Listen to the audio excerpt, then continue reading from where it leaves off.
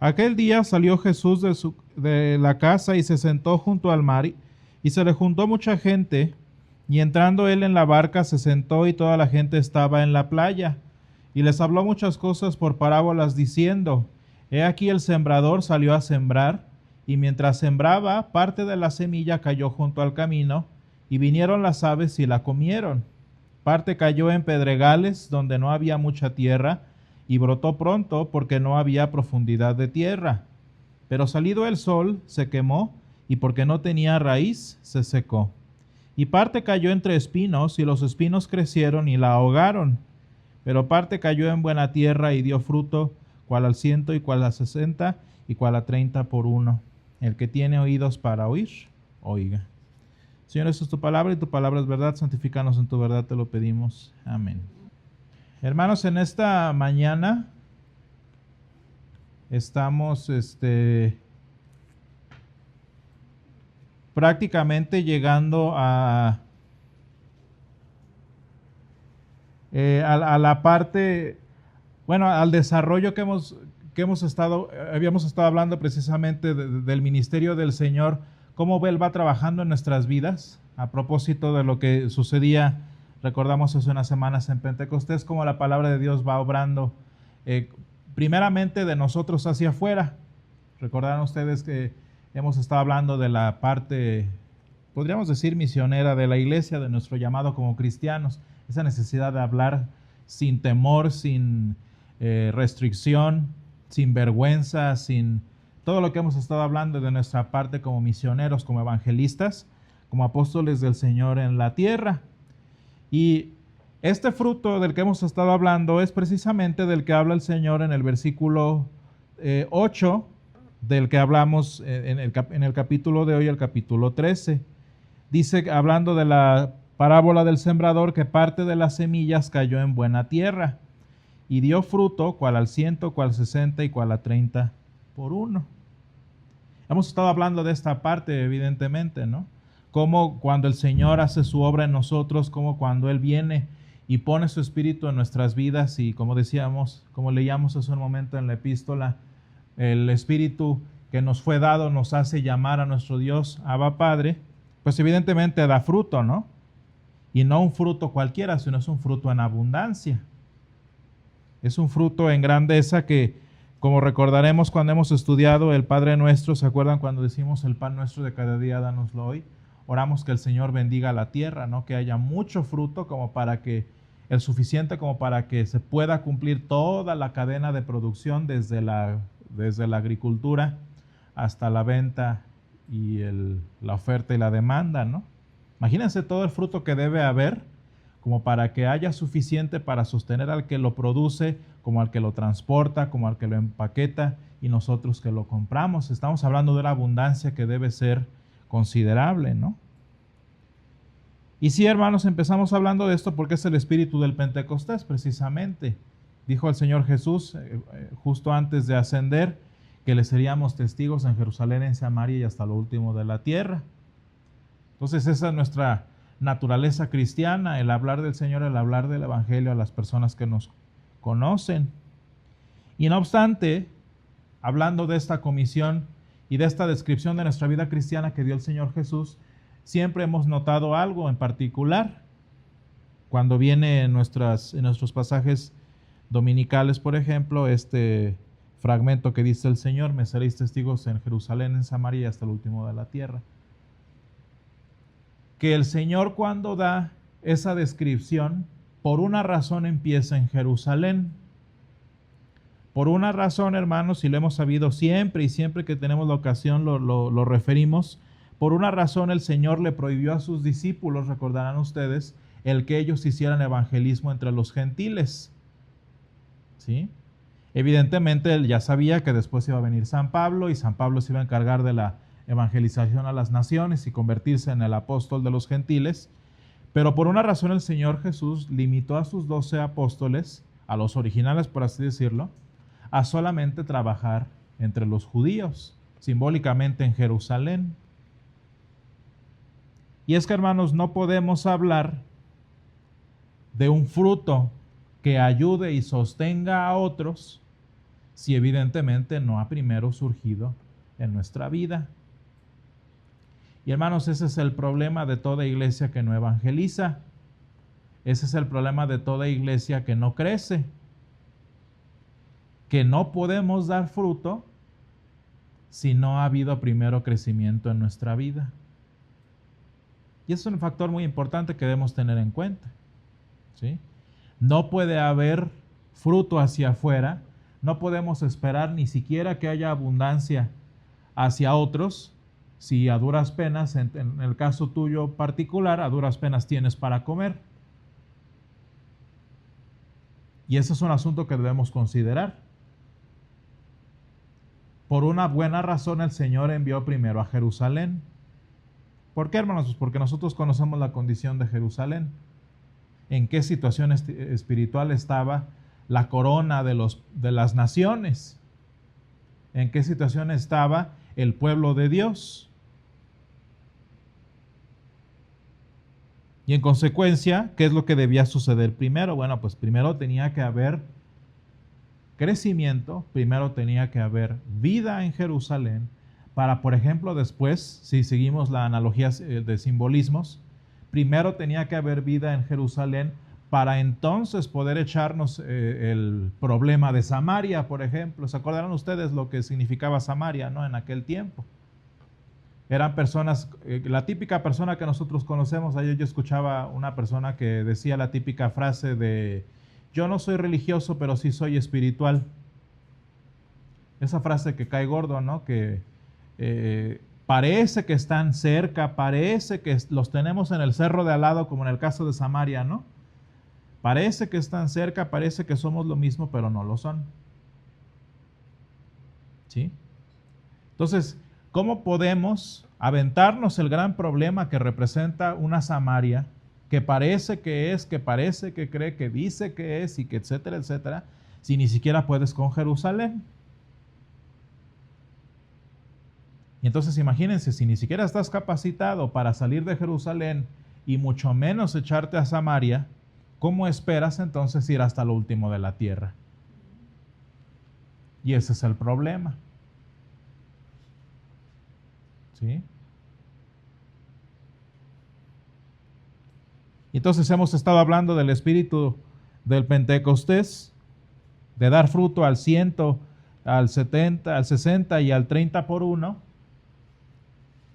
Pero eso lo hemos estado diciendo y lo hemos estado hablando como una confesión de fe. ¿Por qué, hermanos? Pues porque ustedes van a darse cuenta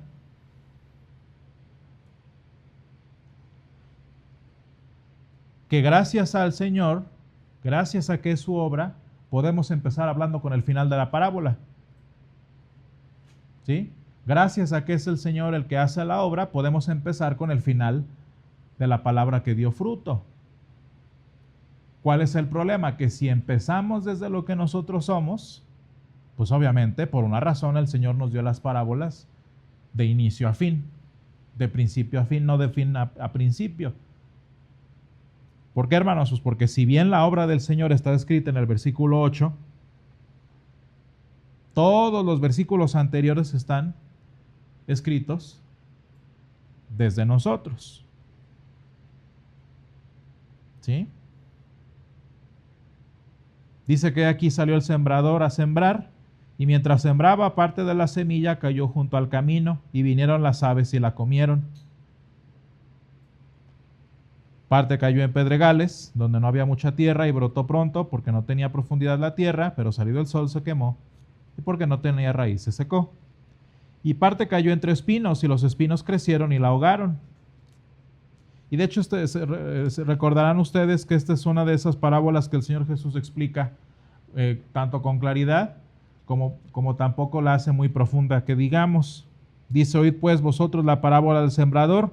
Cuando alguno oye la palabra del reino y no la entiende, viene el malo y arrebata lo que fue sembrado en su corazón. Este es el que fue sembrado junto al camino. Ahí tenemos la explicación por si la quieren leer. Y el que fue sembrado en pedregales, este es el que oye la palabra y al momento la recibe con gozo, pero no tiene raíz en sí, sino que es de corta duración, pues al venir la aflicción o la persecución por causa de la palabra, luego tropieza. Y el que fue sembrado en espinos, este es el que oye la palabra, pero el afán de este siglo y el engaño de las riquezas ahogan la palabra y se hace infructuosa. Ahí está la explicación que más queremos. ¿Por qué no será tan compleja y tan oscura la parábola del sembrador? Pues porque el punto no es eso, el punto es nada más describirte a ti a través de una parábola. ¿Por qué, hermanos? Pues porque si nosotros no entramos en la categoría de la tierra que da mucho fruto, entonces escoge en cuál de las otras si entras tú. Si en tu vida no ha habido fruto, entonces tú tienes la libertad, ¿no? Y ahí cada quien escoja la, ¿cómo se llama? La cruz de su martirio, ¿no? ¿Cuál de todas eres tú? ¿Sí? Dice uno que oye la palabra y no la entiende. Otro es el que oye la palabra y al momento la recibe con gozo, pero no tiene raíz. Y el de espinos es el que oye la palabra, pero el afán de este siglo y el engaño de las riquezas ahogan la palabra. De hecho, ahí tenemos, hermanos, diferentes tradiciones cristianas, como diferentes tipos de cristianos también. Fíjense, por ejemplo, la 19 serían los cristianos tradicionalistas, que cómo saben, cómo recuerdan, cómo siguen y todo, pero pues cuando a veces discuto con mis alumnos o con personas sobre el tema, digo, ¿cómo es posible que la iglesia vivió 1000 años sin entender qué estaba pasando en el oficio? O sea, ¿qué tipo de vida espiritual durante 1000 años sin tener idea qué está pasando en la iglesia? Digo, porque la conocen, la oyen, pero no la entienden. No, pues quién sabe qué está diciendo.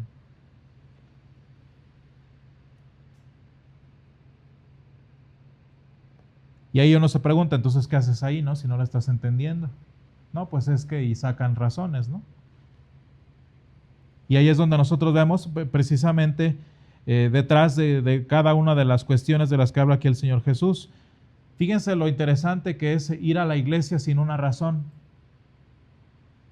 Es decir, sin la necesidad, sin el hambre por el Señor. Vas porque pues toca, es domingo. Pero ¿qué está pasando? ¿Qué significa? ¿Qué tiene para tu vida? Pues quién sabe. ¿Sí? Un ejemplo de esto, y de hecho fíjense, los niños son un caso especial. Hay un dicho en inglés que dice que si no hay ruido, no hay vida en una iglesia. Que si no hay ruido porque los niños están haciendo escándalo o están llorando durante la iglesia es porque la iglesia se está muriendo. ¿Y a qué nos referimos con esto? Pues que una iglesia debería estar haciendo ruido porque está creciendo, ¿no? Y los niños, uno dice, pero es que los niños para qué, y hasta los apartan, ¿no? Que la escuelita de niños y que no sé qué, que el culto infantil y no sé qué tanta cosa. Pero un niño está escuchando, su alma está creciendo. ¿Por qué? Pues porque si bien su mente, su capacidad cognitiva no tiene la disposición a entender lo que se está diciendo, su alma sí. Nada más que hay un problema, hay muchos adultos que creen que ya eso les aplica también. Sí, es que no estoy poniendo atención, pero mi alma sí está creciendo. No. Porque tu falta de atención es tu necedad estorbando la palabra de Dios. Eso ya es distinto. Una cosa es no tener la capacidad de procesar y aún así recibir, y otra cosa es tener la capacidad de procesar y aunado a eso, lo estorbas para no estar escuchando y no estar poniendo atención. Entonces, ¿a qué vienes? Es la gran pregunta, ¿no? ¿Y cuál es el resultado? Que oyes la palabra del reino, pero no la entiendes. ¿Y qué pasa? Luego viene el malo y arrebata lo que fue sembrado en su corazón. Que si ustedes se fijan, ni siquiera fue sembrado, nada más cayó.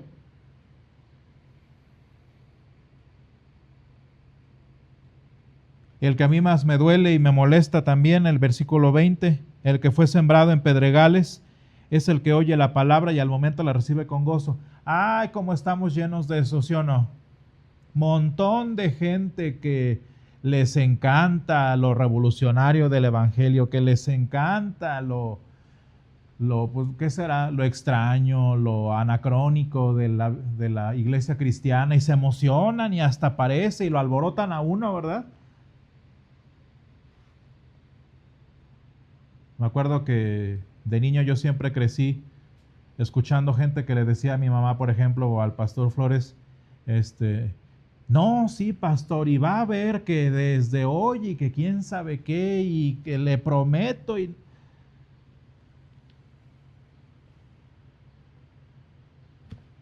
con decirles, y hasta a mí ya me ha tocado como 5 veces, no, que sí, que yo, que no sé qué, y uno se emociona y se alborota y ¿qué pasa después? Pero no tiene raíz.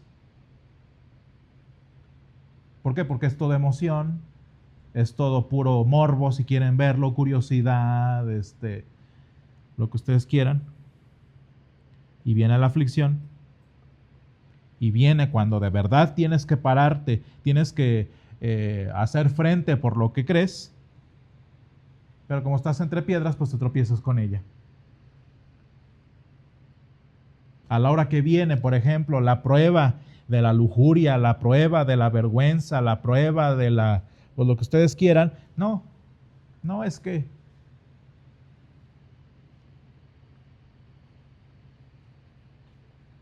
y yo creo que el más común de todos, ¿no? El versículo 22, el que fue sembrado entre espinos, dice el Señor, este es el que oye la palabra, pero el afán de este siglo y el engaño de las riquezas ahogan la palabra y se hace infructuosa. Y hermanos, fíjense lo triste de todo esto, es que en todos los 3 casos la palabra de Dios sí fue plantada, no estamos diciendo de la gente que rechaza, ¿eh? Es decir, que este pasaje no es para nada la gente de allá afuera. Este es para gente que está aquí en este momento. Es para la gente que sí escucha, que sí percibe, que sí oye, que sí ha entendido, que sí ha oído el Evangelio. Y aún así, se resiste a él. Lo que le llamamos nosotros, hermanos, la pérdida de la salvación.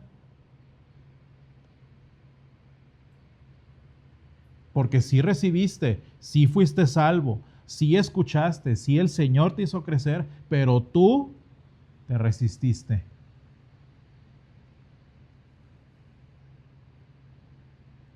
Vean entonces, después de habernos descrito, vean la descripción de nuestra confesión de fe del credo niceno en el versículo 23.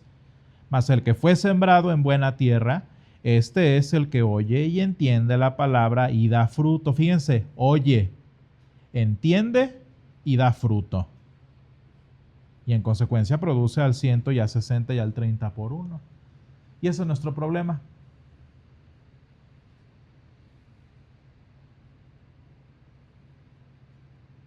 ¿Cuál era el problema de Jerusalén, hermanos? Ellos sí oían, siglos oyendo. ¿Pero para qué? ¿Cuál era el problema de Samaria, hermanos? Que habían oído también, pero nomás no les pasaba por acá. Tenían su versión barata de la Torah y según ellos el monte, no me acuerdo cómo se llama ahorita, pero el monte de Samaria era el verdadero monte de Jerusalén.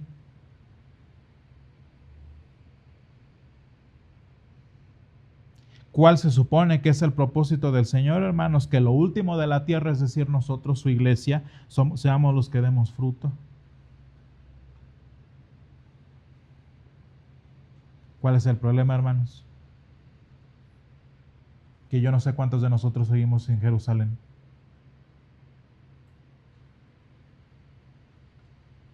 Ese es el asunto.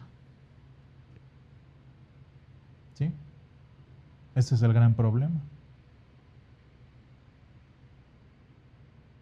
Piénsalo de esta manera, si no has dado fruto con tu familia, si no has dado fruto con tus amigos, si no has dado fruto en tu trabajo, es porque tienes un problema desde Jerusalén. Llevas años escuchando la palabra y nomás no. Ya tú escoges si quieres camino, piedras o espinos. Ahora, hermanos, uno se pregunta, oye, pero es que yo ya he pasado muchas situaciones difíciles en mi vida y aquí sigo. Sí, pero aquí sigues porque el Señor es fiel, no porque tú lo eres. Pero es que a mí me ha ido muy mal y sigo yendo a la iglesia. Sí, pero porque el Señor es misericordioso contigo y sabe que si apenas con esto la haces, imagínate sin. O sea, tu presencia aquí no es mucha fidelidad de tu parte, que seas el gran héroe de la historia y que más bien es porque el Señor te ha tenido agarrado hasta, porque sabe que si así anda, mira cómo andas, imagínate sin Él. Pero eso, fíjense hermanos, estamos lejísimos del último de la tierra, apenas tenemos problemas en Jerusalén.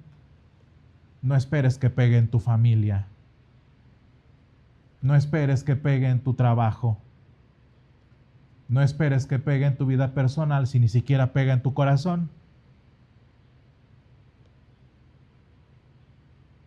Y ese es un problema serio, hermanos.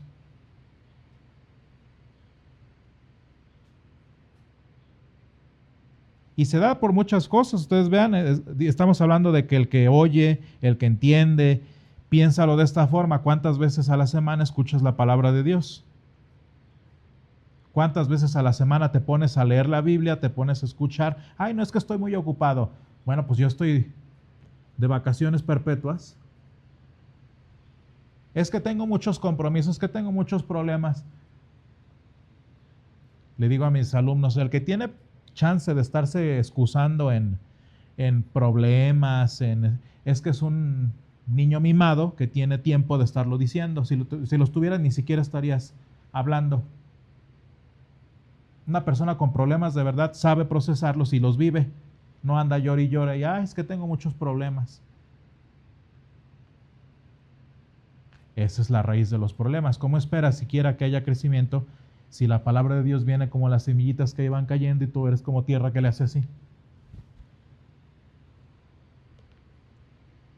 Y hermanos, la gran pregunta, ¿se acuerdan el miércoles, no? Cuando estábamos hablando de Jonás.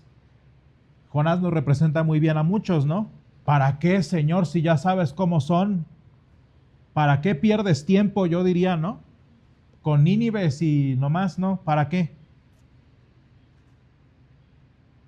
¿Cuántos de nosotros no diríamos, es que para qué, Señor, pierdes tiempo con esa familia? ¿Para qué? Dale y dale con ellos que nomás no. En el caso de la parábola del sembrador, uno, hermanos, pónganse a pensar esto. ¿Qué sembrador se la pasa haciéndole así? Como para que una parte, por cierto, dice que eran partes iguales, para que una parte caiga en el camino, otra caiga en piedras, otra caiga en espinos y otra caiga en tierra. ¿Quién siembra así, hermanos? ¿Quién desperdicia semillas? Pues hermanos, el mismo Dios que se la pasa desperdiciando su gracia. ¿Saben por qué? Para ver si acaso entre alguna de esas piedras, entre alguno de esos espinos, entre alguno de esos esquinitas del camino, su palabra logra hacer fértil la tierra y logra rescatar a alguien.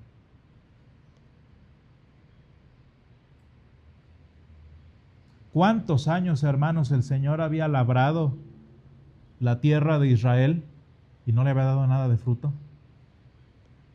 Era buena tierra, la tierra que Él preparó, la tierra que Él cultivó. ¿Y cuánto fruto dio?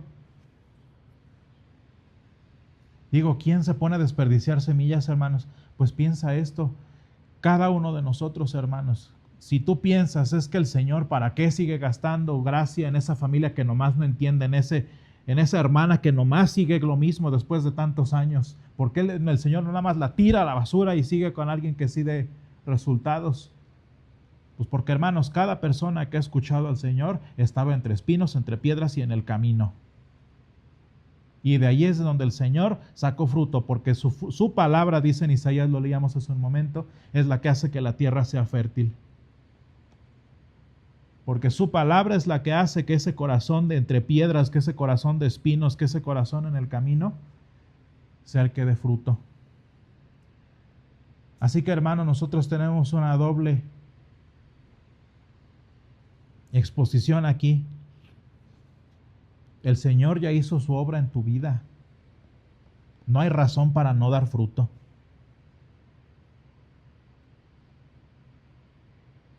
Y en segundo lugar, hermanos, aún en nuestra vida donde ya hubo frutos, si hay piedras, si hay espinos, si hay... El mismo Señor que hizo ese terreno, tierra fértil, lo puede seguir haciendo en nuestra vida. Deja de estorbar que el Señor está haciendo su obra y la puede hacer independientemente de lo que te esté pasando en tu vida. No pongas excusas, que tus excusas dan sueño. No estás ni muy ocupada, no tienes ni muchos problemas, no. Deja que el Señor haga su obra y el Señor ya lo ha hecho y lo volverá a hacer. Y dice el apóstol San Pablo, ¿se acuerdan que estamos estudiando en Filipenses que el que comenzó la obra la perfeccionará hasta el día de Jesucristo? Gracias, Señor, te damos porque tú has estado con nosotros en esta semana. Gracias, Señor, porque tú convertiste nuestras piedras, nuestros caminos, nuestros espinos, Señor, en tierra fértil para tu palabra. Gracias porque en el día que tú nos llamaste y nos diste por primera vez la semilla de tu palabra, tú, Señor, cambiaste nuestro corazón.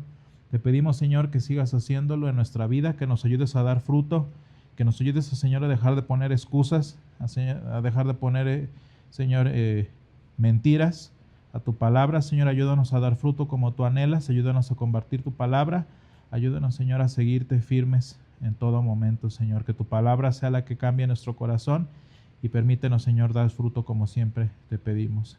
En el nombre de Jesús, amén.